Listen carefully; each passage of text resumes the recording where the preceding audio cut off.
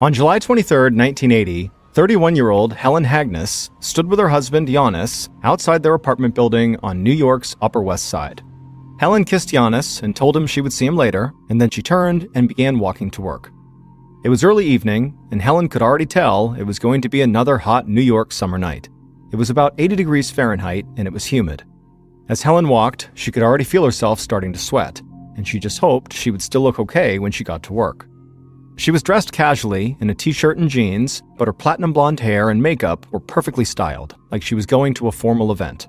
And in her hand, Helen carried an oblong case that held her most prized possession in the whole world, her violin.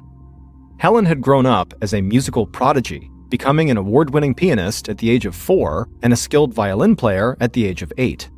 Now, Helen was a highly accomplished violinist, and she had performed with symphonies and opera and ballet companies all over Europe and North America.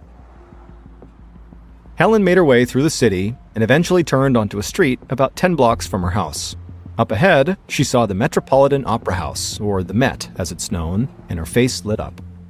Helen had dreamed about playing violin at the Met ever since she was a little girl, and she still couldn't believe that she was getting paid to come to this beautiful opera house to work alongside some of the most talented artists in the world. She turned onto a side street that led around the Met, and she entered through the backstage door. She smiled at a few Met employees and stagehands who were rushing back and forth getting ready for the night's ballet performance. Then Helen walked down a long, brightly lit hallway and went into the dressing room that was reserved for the women in the orchestra. Some of the other musicians had already arrived, and they all talked and laughed while they got dressed. Helen opened her locker and changed out of her street clothes into a black shirt, black pants, and black shoes. She took a blue flower from her locker and fastened it to her hair with a bobby pin. Then, a little before 8 p.m., about an hour after she had arrived, Helen took her place in the orchestra pit with the rest of the musicians. The roar of the applause flooded the theater, the house lights dimmed, the curtain rose, and the orchestra conductor turned to the musicians and waved his hand. Helen felt butterflies in her stomach. Even after all these years of playing, she still got nervous and excited. She raised her violin to her shoulder, placed her bow on the strings, waited for her cue, and started to play. About 40 minutes later, Helen heard the audience applauding once again. She had lost herself in the music like she always did, and so the first act of the ballet had sort of flown by in a blur. The curtain closed and the lights came up. It was the first of 2 intermissions. Helen placed her prized violin on her chair in the orchestra pit and headed backstage. She wasn't playing for the next section of the performance, and so she had an extended break. Helen walked right to the backstage elevator. She wanted to meet with the lead male dancer in the ballet, a famous Russian named Valery Panov. The elevator doors opened, and Helen stepped inside and stood between a man and a young ballerina. Helen told the ballerina she was going to see Panov, but she couldn't remember where his dressing room was. The ballerina said she didn't know either. Panov was a huge star, and he had his own dressing room that was separate from the rest of the dancers. Then the man chimed in and said Panov was on the 3rd floor. Helen thanked him, hit the button for the 3rd floor, and the elevator doors closed. The young ballerina stepped off the elevator at her dressing room floor. Then Helen rode up another floor, got off the elevator, and walked down a long hallway in search of Panov's dressing room. At 11:30 p.m., almost 3 hours after Helen got off that elevator, her husband Janis sat outside the Met in his van. Janis often picked his wife up to drive her home because walking at night in New York City in 1980 could be dangerous. Janis watched the dancers, musicians, and employees filing out of the Met, but he didn't see Helen. So he figured maybe she was still talking to one of her friends in the dressing room. But when it got to be midnight and Helen still had not come outside, Janis thought maybe she was getting a ride home with someone else and she had just forgotten to let him know. So he hopped out of his van, went to the nearest payphone, and called home. But there was no answer. So Janis figured there just must have been some miscommunication between him and his wife, and he headed home. A few minutes later, Janis walked into his and Helen's apartment, and it was empty. Janis thought it was a bit strange Helen wasn't home yet, even if she did get a ride home with someone else. But he figured maybe they had grabbed a drink before heading this way. Then he heard a knock at the door. This had to be Helen, and she must have forgotten her key or something. Janis went to the front door and opened it up, and suddenly he started to get worried. Because a nervous-looking man stood at the door with Helen's violin case in his hands. He said that he and some of the other musicians who played with Helen were really freaked out because Helen had left the orchestra pit during the first intermission and she never came back. He said a group of people had called the apartment and searched for Helen after the show, but they couldn't find her anywhere. Janis took Helen's violin case and he closed his eyes like he was fighting back tears. He knew his wife would never just leave her violin behind somewhere, not even at the Met. In a flat, quiet voice, Janis thanked the man for coming by. Then he closed the door, put down Helen's violin case, and went to the phone and called the police.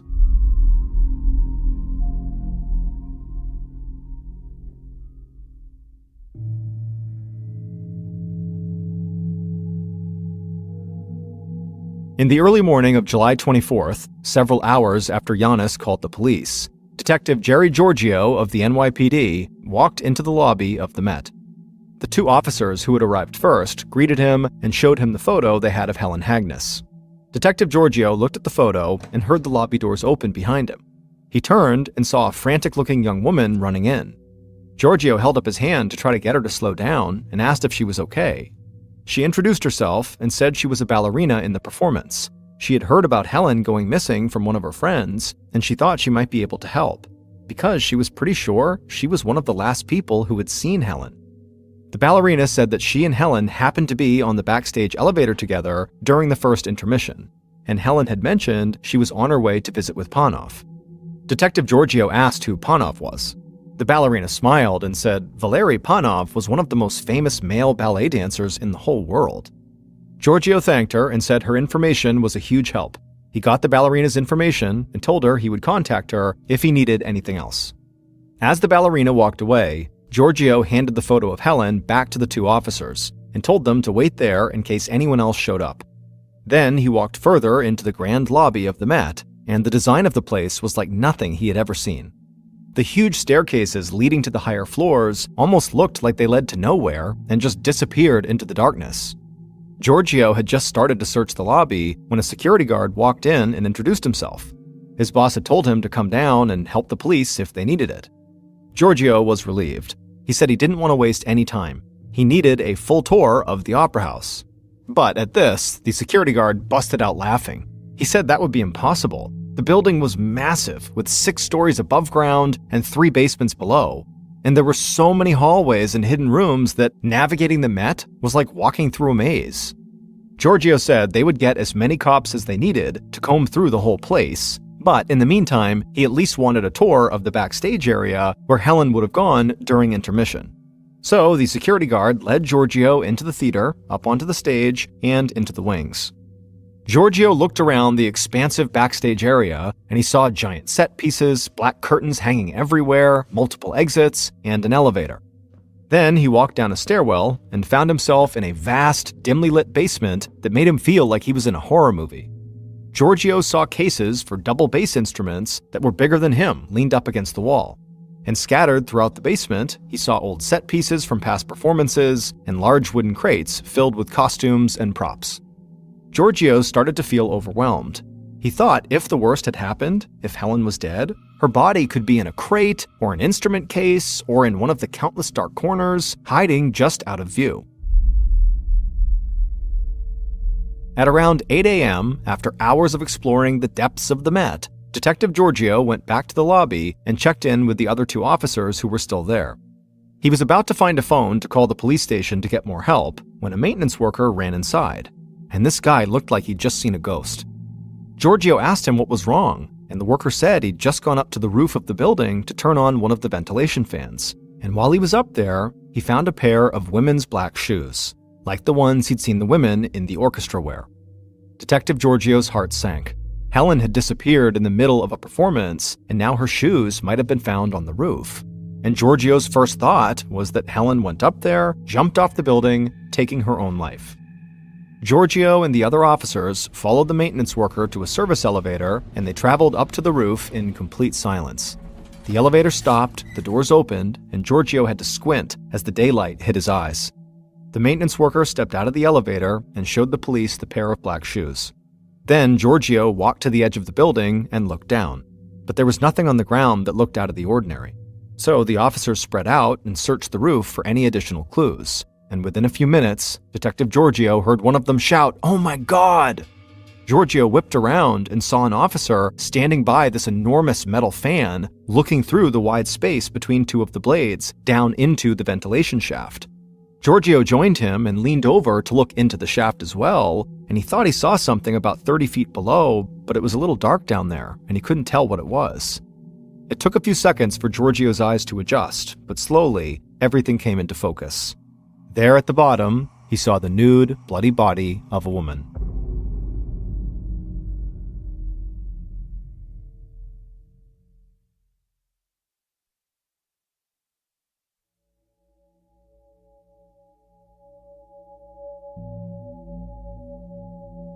Shortly after, Detective Giorgio looked down the ventilation shaft and saw the woman's body. An NYPD homicide detective named Mike Struck finished his morning run in Central Park and called into the station to check in for the day.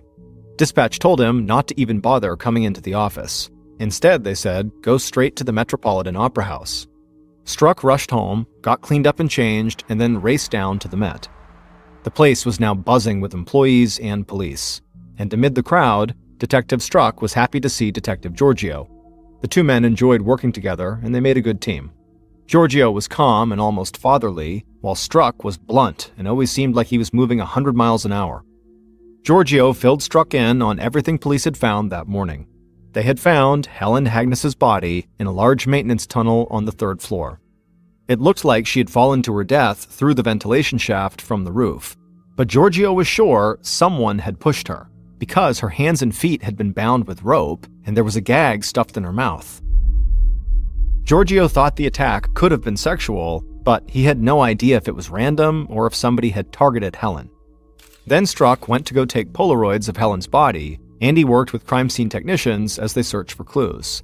In addition to a pink bra, they found a pair of black pants, a black shirt, and a blue flower, all near the body. Later that day, several hours after the discovery of Helen's body, the NYPD had set up a fully operational command post inside the offices of the Opera House, and teams of detectives, uniformed police, and forensics technicians scoured the building for more evidence. Not long after the command center got set up, Detective Struck left his and Giorgio's makeshift office, walked into the office of one of the Met's operations managers, and asked how many employees the Met had. But when the manager answered more than 800, all Struck could do was laugh. That was an impossible number of people to interview. Still, he asked the manager for a list of all of those employees, as well as a separate list of the people who were actually working or performing at the Opera House when Helen had disappeared from the orchestra pit. When Struck returned to his office, he found a crime scene technician waiting for him. The tech told Struck they were able to lift a pristine palm print off the outside of that ventilation shaft on the roof. In fact, the print was so good, the tech worried that some careless police officer or other investigator had touched the ventilation shaft that morning and made the print. Struck thanked the tech for the update and asked him to report back as soon as he knew anything, even if it was just to say that a cop had messed up and left that print. Then Struck sat down at what was now his desk, he grabbed his phone, and called Helen's husband, Giannis, and told him he needed to come in to the Met. Detectives Struck and Giorgio sat in their office, reviewing their notes while they waited for their first suspect. Forensics officers and the medical examiner had not found any indication of sexual assault, which made them think it was possible that Helen's murder was actually just staged to look like a sexual assault. And they thought maybe Giannis had met with Helen at some point during the intermission. Then they fought, and he took her up to the roof of the building, where he tied her up and killed her. As the two detectives theorized and talked through the case, the door opened and an officer led Giannis in. Giannis actually stumbled into the room and then collapsed into a chair across from the two detectives. Struck and Giorgio could tell Giannis was drunk just from the smell. And even if they couldn't tell from the smell, the open bottle of Jack Daniels in his hand made it pretty clear. This was a new one for both detectives. They had never seen someone show up to a police interview with a bottle of whiskey. But regardless, the detectives jumped right into the questions. They asked Giannis about his and his wife's relationship. Giannis was slurring his words, but he did manage to tell them that he loved his wife, and he had gone to the Met to pick her up and drive her home, but she had never showed up. Struck and Giorgio listened, but they knew that almost nothing Giannis said in his current state would ever hold up in court. I mean, the guy was drunk. So they told him they would have an officer drive him home, and after he'd gotten some rest, they would follow up with him if they needed to. Later that afternoon, Struck and Giorgio were sitting in the theater when the famous Russian dancer Panov and his interpreter walked in. Panov, according to that ballerina that Giorgio had met that morning, may have been the last person who'd seen Helen alive. Panov took a seat near the detectives and asked how he could help. Then, through his interpreter, he said he did know a musician had gone missing at the Met, but he didn't know anything more than that. Giorgio handed Panov a picture of Helen and said she was the missing musician, and the last time anyone had seen her, she was on her way to meet Panov. Panov looked down at the picture and then said something in Russian. The interpreter then told the detectives that Panov did not know this woman, and she never came to visit him that night, and he had no idea she was even planning to. Then Panov spoke for himself. He explained in broken English that at least 50 people came to visit him every night. It was nothing unusual for audience members or other artists to flood his dressing room. And he tried to meet as many people as he could and be as gracious as he could because he knew that a lot of people had helped him become a ballet star. Struck asked him where he was at the time Helen disappeared during the first intermission. Panov said he had rushed to his dressing room to get changed and then went into the audience. He wasn't in the second part of the ballet, but his wife was, and he loved watching her dance. The detectives knew it would be easy to confirm this if it was true. Audience members and the crew would definitely have noticed one of the most famous dancers in the world walking amongst the crowd. So the detectives told both men they could go. Panov said he was sorry about what had happened to the musician, and then he and his interpreter headed backstage. It was late in the day at this point, and everyone working at the Met was getting ready for that evening's performance. So Giorgio and Struck decided to head home and regroup in the morning. The next day, the detectives walked into the Met lobby and greeted the young ballerina who had flagged down Giorgio the day before to say she had ridden on the backstage elevator with Helen. As far as the detectives knew, she may have been the last person to see Helen alive, other than the killer. So they had asked her to come back to see if maybe she could give them a clearer picture of Helen's movements that night. The detectives led the ballerina to their office, and she sat down across from them. She said she was glad they called her because she had remembered something. When she was in the elevator with Helen, there was a man that was there with them. He had told Helen that Panov's dressing room was on the third floor, and this man was still with Helen when the ballerina got off the elevator. Giorgio and Struck leaned forward. This was huge. It meant that that man on the elevator was either the last witness to see Helen alive, or he was the killer. Struck asked the ballerina if she could describe what this man in the elevator looked like. The ballerina squinted her eyes like she was trying to remember, but she shook her head and apologized. She knew he was a man, but that was about it. Detective Giorgio leaned over to Struck and whispered something in his ear, and Struck nodded in agreement. Then Giorgio turned to the ballerina and said he knew this was going to sound strange, but sometimes the police used a hypnotist to help witnesses remember things in more detail. So Giorgio wanted to know if the ballerina would agree to be hypnotized, and the ballerina said yes. So that afternoon, a hypnotist dimmed the lights in the office and then took a seat across from the ballerina. At the same time, Giorgio and Struck lingered in the corner, and an NYPD sketch artist sat a few feet away, holding his pencil and a sketchbook. The hypnotist told the ballerina to close her eyes and listen only to his voice. And slowly, the hypnotist used his soothing voice and his words to draw the ballerina deeper and deeper into a state of relaxation, until finally she was in a trance. Once she was, the hypnotist asked the ballerina to turn back the clock in her mind to the moment that Helen had stepped on the elevator with her. He asked the ballerina to look closely at the elevator and the man who was there, and to describe him as best as she could. The ballerina concentrated, and she began to speak, describing this man. She said he looked like he was between 20 and 25 years old. He was slightly overweight, had a large nose, brown hair, and bright red lips. And as the ballerina gave these details, the sketch artist began to draw. A few minutes later, the hypnotist gently brought the ballerina out of her trance and turned the lights back on. Police quickly made copies of the sketch and circulated it among the Met's employees. And while they were hopeful, there was the reality that a lot of people could fit the description of a young, slightly overweight guy with brown hair. But later that day, a Met employee walked into the detective's office and told them there was someone they needed to talk to right away. It was a stagehand named Vincent Donahue. Struck asked if Vincent fit the description of the man the sketch artist had drawn. The employee said he did, at least a few days ago, but on the night following Helen's murder, Vincent had showed up to work and he had completely shaved off his brown hair and he had a large scratch on his face.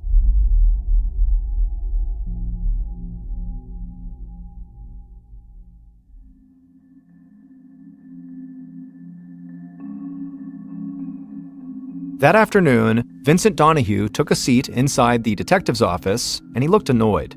He said he needed this to be fast because he had a lot of work to do before the performance that night. Giorgio smiled and said he understood, but first he said he had to ask where did that nasty scratch on his face come from. Vincent said he and his girlfriend had gotten into a pretty bad fight a couple of nights ago and his girlfriend used her fingernails when she got angry. Detective Struck quickly jumped in and asked why Vincent had shaved his head. Vincent laughed and said during the argument with his girlfriend where she scratched him, she had said the only good thing about him was his hair. So after she had stormed out of the room, he had shaved his hair off just out of spite. Struck had a look on his face like this seemed totally ridiculous, and Vincent could tell. So Vincent quickly said, "Really, this is the truth." Then he told the detectives he didn't have anything to do with that musician getting killed. And he said instead of wasting time talking to him, they needed to talk to a guy named Craig Crimmins. Vincent said Craig was also a stagehand and he had missed a major cue to move scenery during the second act of the performance on the night Helen died. He had just left his backstage post and disappeared. Now, Struck thought Vincent could still be lying. However, the idea that a stagehand went missing around the same time that Helen went missing was suspicious. So Struck told Vincent he could leave and go back to work, but they might need him again. And as soon as Vincent left the office, Struck and Giorgio sent an officer to track down the stagehand, Craig Crimmins. When Craig stepped into Struck and Giorgio's office, he looked exhausted. Giorgio asked Craig to take a seat, and then once he handed him a photo of Helen and asked Craig if he knew her. Craig glanced at the picture and said he only recognized her from what he had seen in the news. He'd never met her or talked to her. She was a musician, and he didn't really interact with the musicians. Struck just stared at Craig while he spoke. He was young and had brown hair, just like the ballerina's description. So Struck asked if Craig had ridden the backstage elevator at all on the night Helen died. But Craig just shook his head. He said he'd been at his spot backstage the whole performance. Struck leaned across the desk and said if that was true, then why had his colleagues claimed that Craig had been absent from backstage during an important cue that night, specifically during the second act? Craig's face flushed and he stared down at the floor. He said he did miss a cue that night, but he didn't leave backstage. He was embarrassed to admit it to the cops, but he had shown up to work that night drunk and fallen asleep at his post. He told the detectives that another stagehand who worked right beside him backstage had seen him and could back him up that he was telling the truth. Struck and Giorgio questioned Craig a bit longer, and then they let him go. They quickly found the other stagehand Craig had mentioned, and this guy said Craig was telling the truth. He had passed out backstage and basically slept through part of the performance. With Craig's alibi checking out, the detectives still believed they had viable suspects among the other people they had talked to. But they still had hundreds more people to interview, and they still hadn't heard anything about the one major piece of forensic evidence that had been found, the fresh palm print that had been pulled from the ventilation shaft on the roof. So the detectives felt like if they didn't quickly find some new evidence, they were going to be stuck with an overwhelmingly massive suspect pool. 6 days after Helen's murder, on July 29, 1980, her memorial service was held at a New York City church. The church was filled with friends, family, and countless people from the Met. One of Helen's violinist friends performed at the service in her honor. In the 2 weeks following Helen's funeral, Detectives Struck and Giorgio continued their work at the Met, but the Opera House had grown oddly quiet. The ballet had finished its run of performances, and the next show had not opened yet. So the detectives found themselves wandering through the nearly empty, huge building, trying to find anything that they might have missed. But nothing came of those additional searches, and even after weeks of combing through the place, they still felt like there were corners of the Met that remained hidden. But just at the point when the detectives worried their case was about to go cold, Strzok got a call from an excited forensics technician. The tech said he could not believe it, but that nearly perfect palm print found on the ventilation shaft did not belong to a careless police officer or investigator like the forensics team had originally suspected. And it was a relatively fresh print, so it could belong to the killer. When Detective Strzok hung up, he told Giorgio what he just learned, and Giorgio got excited. This palm print was not a smoking gun just yet, but it definitely could be. It was very difficult to access the roof of the Met, so the detectives believed the print had to belong to somebody who worked or performed there, or someone who came by fairly often to visit a family member who worked there. Over the next several days, Opera House employees met with the police in groups of 2s and 3s, and they allowed officers to take their palm prints. And only one of them seemed really nervous about it when asked to give their print. And this was somebody Strzok and Giorgio had already spoken to. This person broke out into a sweat and said that they were uncomfortable with this whole situation. But Detective Giorgio smiled softly, and in his best fatherly voice, he said providing a print was the best way for police to cross them off the list and allow them to put all this behind them. So ultimately, this person agreed and gave their palm print. And when testing on that print came back, Detectives Giorgio and Strzok saw that it was a perfect match to the one found on the roof. And they believed they had found Helen's killer.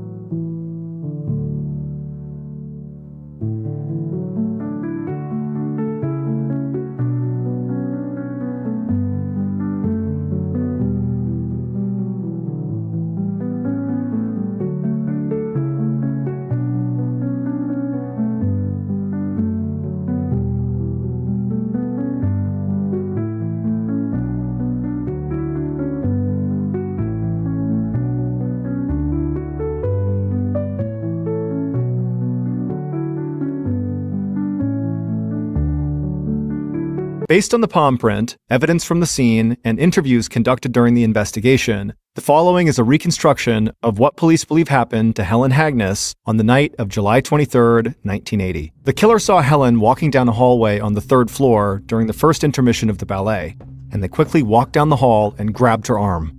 Helen turned around and didn't understand what was happening, but the killer just pulled out a hammer and pushed her into a stairwell. The killer dragged Helen down all the stairs to one of the sub-basements, and then once there, he demanded she take off her clothes. And Helen did. The killer attempted to rape Helen, but they couldn't.